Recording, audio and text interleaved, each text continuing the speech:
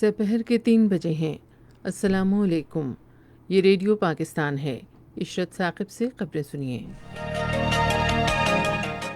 وزیر اعظم عالمی مالیاتی احتساب، شفافیت اور دیانتداری کے بارے میں آج اقوام متحدہ کے اعلیٰ سطح کے پینل سے آن لائن خطاب کریں گے۔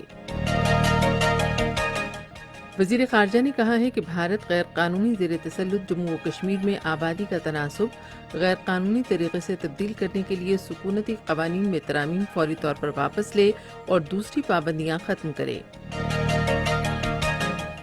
مختلف ملکوں کے سفارتکاروں نے آج کنٹرول لائن پر جورا سیکٹر کا دورہ کیا، جہاں انہیں شہری آبادی کے جانی و مالی نقصان کے بارے میں بتایا گیا۔ بھارت کے غیر قانونی زیر قبضہ جموں و کشمیر میں بھارتی فوج نے ریاستی دہشت گردی کی تازہ کارروائی میں آج ضلع پلوامہ میں ایک نوجوان کو شہید کر دیا۔ سعودی عرب نے پاکستان انٹرنیشنل ایئر لائنز کو دونوں ملکوں کے درمیان ہفتے وار 21 اضافی پروازیں چلانے کی خصوصی اجازت دی ہے۔ برطانیہ نے لڑکیوں کی تعلیم اور صحت کے شعبے میں خیبر پختونخوا حکومت کے ساتھ مل کر کام کرنے پر آمادگی ظاہر کی ہے۔ خبریں اب تفصیل کے ساتھ۔ وزیر اعظم عمران خان آج عالمی مالیاتی احتساب، شفافیت اور دیانتداری کے بارے میں اقوام متحدہ کے اعلیٰ سطح کے ایک پینل سے آن لائن خطاب کریں گے۔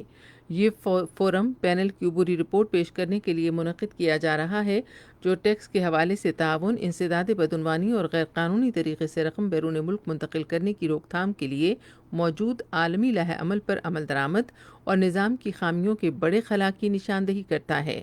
یہ اجلاس شناخت کردہ مسائل، خصوصاً ترقیاتی اہداف کے لیے ایجنڈا 2030 پر عمل درآمد کی جانب پیش رفت پر کورونا وائرس کے اثرات کی روشنی میں ان کے حل کے لیے ترجیحی اقدامات پر غور کا ایک اعلیٰ سطح کا فورم فراہم کرتا ہے۔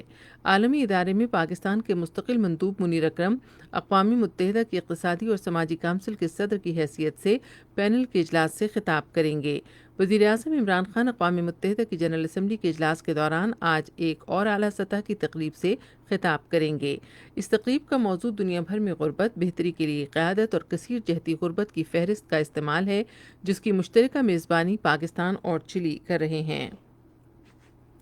وزیر اعظم عمران خان اقوام متحدہ کی جنرل اسمبلی کے جاری اجلاس میں گزشتہ سال کی طرح کشمیر کا مسئلہ مؤثر انداز میں اٹھائیں گے، جس میں وہ عالمی برادری کی توجہ بھارت کے غیر قانونی زیر قبضہ جموں و کشمیر میں انسانی حقوق کی سنگین خلاف ورزیوں کی جانب مبذول کرائیں گے۔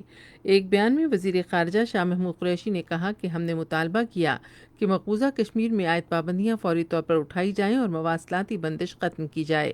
انہوں نے کہا کہ بھارت کی حکومت کی طرف سے مقبوضہ علاقے کی آبادی کے تناسب کو غیر قانونی طور پر تبدیل کرنے کے لیے سکونتی قوانین میں ترامیم فی الفور واپس کی جائیں۔ وزیر خارجہ نے کہا کہ بھارت کو جب بھی اندرونی طور پر دباؤ کا سامنا ہوتا ہے یا غیر قانونی زیر قبضہ جموں و کشمیر میں حالات اس کے کنٹرول میں نہیں رہتے، تو وہ دنیا کی توجہ کشمیر کے دیرینہ تنازع سے ہٹانے کے لیے کنٹرول لائن پر جنگ بندی معاہدے کی خلاف ورزیاں کرتا ہے۔ ادھر سارک کی وزارتی کونسل سے آن لائن خطاب کرتے ہوئے وزیر خارجہ شاہ محمود قریشی نے غربت کے خاتمے اور سماجی اور معاشی ترقی کے اہداف کے حصول کے لیے دیرینہ تنازعات کے حل پر زور دیا۔ انہوں نے کہا کہ پاکستان متنازع علاقوں کی حیثیت تبدیل کرنے کے لیے کیے گئے یک طرفہ اور غیر قانونی اقدامات کی سخت مذمت کرتا ہے۔ انہوں نے کہا کہ یہ اقدام اقوام متحدہ کی سلامتی کونسل کی قراردادوں کے صریحاً منافی ہے۔ مختلف ممالک کے سفارتکاروں نے آج لائن آف کنٹرول پر جورا سیکٹر کا دورہ کیا، جہاں پر انہیں شہری آبادی کے جانی اور مالی نقصان سے آگاہ کیا گیا۔ پاک فوج کے شعبہ تعلقات عامہ کے director general major general Babar Iftikhar نے انہیں کنٹرول لائن کی تازہ ترین صورتحال اور بھارتی سیز فائر کی خلاف ورزی کے بارے میں بتایا۔ سفارتکاروں کو بتایا گیا کہ بھارتی فوجی جان بوجھ کر لائن آف کنٹرول پر شہری آبادی کو ہدف بناتے ہیں۔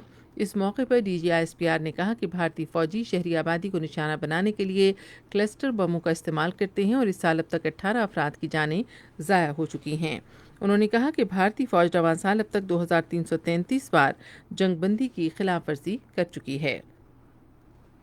بھارت کے غیر قانونی زیر قبضہ جموں و کشمیر کے ضلع پلوامہ میں بھارتی فوج نے آج اپنی ریاستی دہشت گردی کی تازہ کارروائی میں ایک نوجوان کو شہید کر دیا۔ نوجوان کو ضلع کے علاقے ترال میں محاصرے اور تلاشی کی کارروائی کے دوران شہید کیا گیا۔ ادھر بھارتی فوج معاون فوجی دستوں اور پولیس اہلکاروں کی سری نگر، بڈگام اور دوسرے مقبوضہ علاقوں میں محاصرے اور تلاشی کی کارروائیاں جاری ہیں۔ بحریہ کے سربراہ ایڈمرل ظفر محمود عباسی نے کہا ہے کہ چین پاکستان اقتصادی راہداری سے بھرپور استفادے کے لیے جہاز رانی کے شعبے کی ترقی ناگزیر ہے۔ انہوں نے آج جہاز رانی کے عالمی دن کے موقع پر اپنے پیغام میں کہا کہ حکومت نے رواں برس کو بحری معیشت کا سال قرار دیا ہے، جو ایک اچھا اقدام ہے۔ بحریہ کے سربراہ نے کہا کہ پاکستان نیوی علاقائی سمندروں میں سیکیورٹی گشت کے ذریعے میری ٹائم سیکیورٹی میں اہم کردار ادا کر رہی ہے۔ انہوں نے کہا کہ روایتی چیلنجوں کے ساتھ ساتھ بڑھتی ہوئی آلودگی ایک سنجیدہ معاملہ ہے اور اس سے متعلق مسائل سے نمٹنے کے لیے تمام ساحلی ممالک کو مشترکہ کوششیں کرنی چاہیے۔ انہوں نے کہا کہ پاک بحریہ نے اس ضمن میں مختلف اقدامات کیے ہیں، جن میں بندرگاہوں کی صفائی، تیل کا پھیلاؤ روکنا اور ساحلی علاقوں میں مینگروو کے پودے لگانا شامل ہے۔ یہ خبریں آپ ریڈیو پاکستان سے سن رہے ہیں۔ قومی غذائی تحفظ کے وزیر سید فخر امام نے قومی زرعی تحقیقی مرکز میں عالمی زرعی مرکز کے بارے میں کورین پروگرام شروع کرنے پر پاکستان میں کوریا کے سفارت خانے کی کوششوں کو سراہا ہے۔ آج اسلام آباد میں جمہوریہ کوریا کے سفیر کویک سنگ کو سے گفتگو کرتے ہوئے انہوں نے کہا کہ یہ مرکز زرعی شعبے کے فروغ اور ترقی کے لیے تحقیقی مواد اور مطبوعات کے تبادلے میں معاون ہوگا۔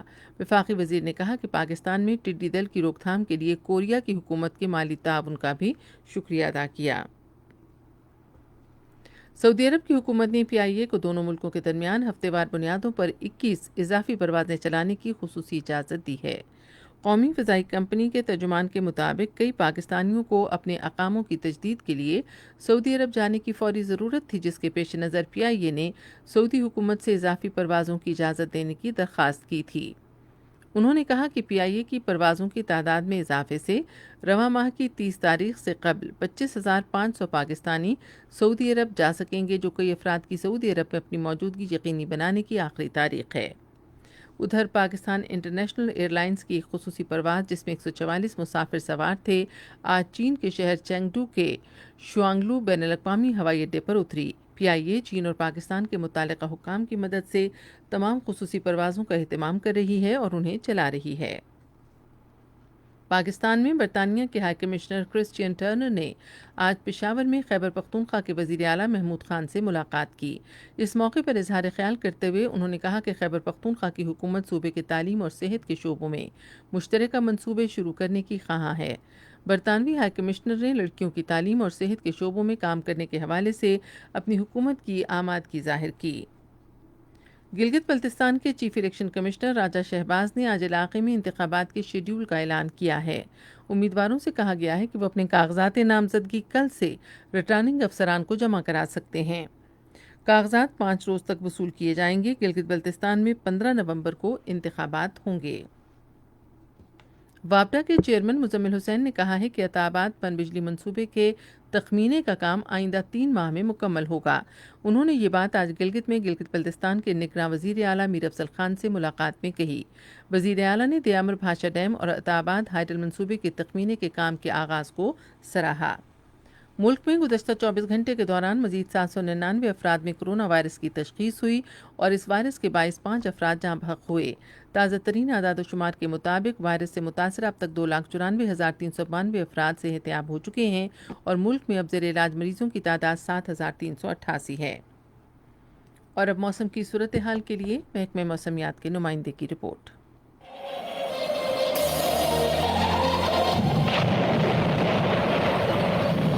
گزشتہ 24 گھنٹوں کے دوران ملک کے بیشتر علاقوں میں موسم گرم اور خشک رہا۔ آئندہ 24 گھنٹوں کے دوران بھی ملک کے بیشتر علاقوں میں موسم گرم اور خشک رہنے کا امکان ہے۔ تاہم آج شام رات کے ٹائم اسلام آباد سمیت خطہ پٹوہار میں گردآلود ہوائیں چلنے کی توقع ہے۔ کشمیر کے اضلاع ظفر آباد، گڑھی دوپٹہ، جموں، سری نگر، پلوامہ اور اننت ناگ میں بھی آئندہ 24 گھنٹوں کے دوران موسم خشک رہنے کی توقع ہے۔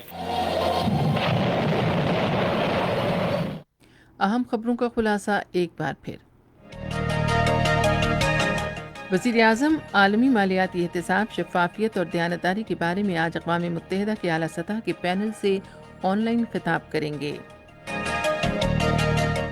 مختلف ملکوں کے سفارتکاروں نے آج کنٹرول لائن پر جورا سیکٹر کا دورہ کیا، جہاں انہیں شہری آبادی کے جانی اور مالی نقصان کے بارے میں بتایا گیا۔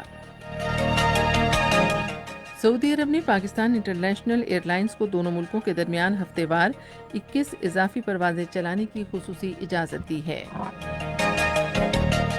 خبریں ختم ہوئیں۔